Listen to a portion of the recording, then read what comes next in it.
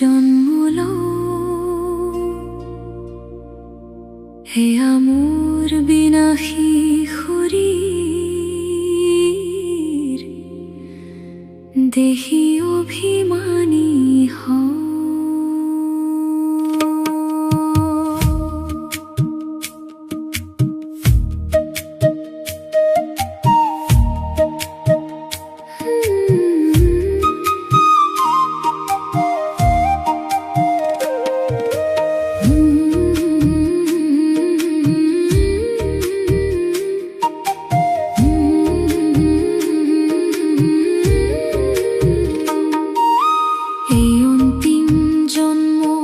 পবিত্র হুয়া, দেহে পবিত্র সৃষ্টির মালিক হবা। আত্মার তম প্রধান সংস্কার দূর করা, স্মৃতির বলে রেখতু প্রধান হুয়া।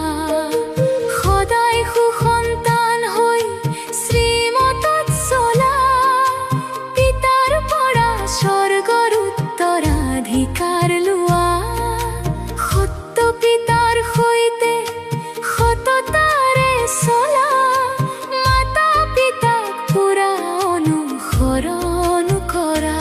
সপৰিৱৰ্তনৰ বাৰা নিৰন্তৰ বিজয়ী হোৱা, বিজয়ৰ অনুভূতিৰে সঁচা সেৱাধাৰী হোৱা।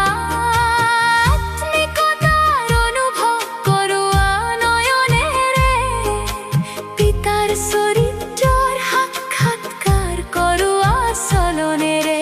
মস্তকেৰে মস্তক মনিৰ সাক্ষাৎকাৰ কৰোৱা, নিজক সঁচা সেৱাধাৰী বুলি পৰিচয় দিয়া।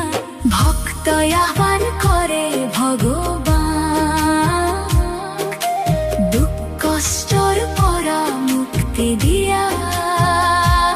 এতিয়া আহিছে ভক্তৰ ৰক্ষক ভগৱান, ৰামন সম্প্ৰদায়ক বিদায় দিয়া।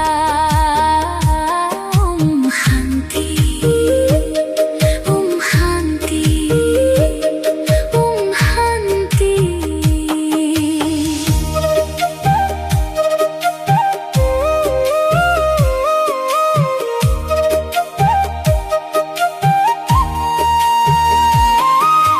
নিৰাকাৰ শিৱ বাবা, বেহদৰ পিতা, ব্ৰহ্মা বিষ্ণু শংকৰৰ ৰচয়িতা।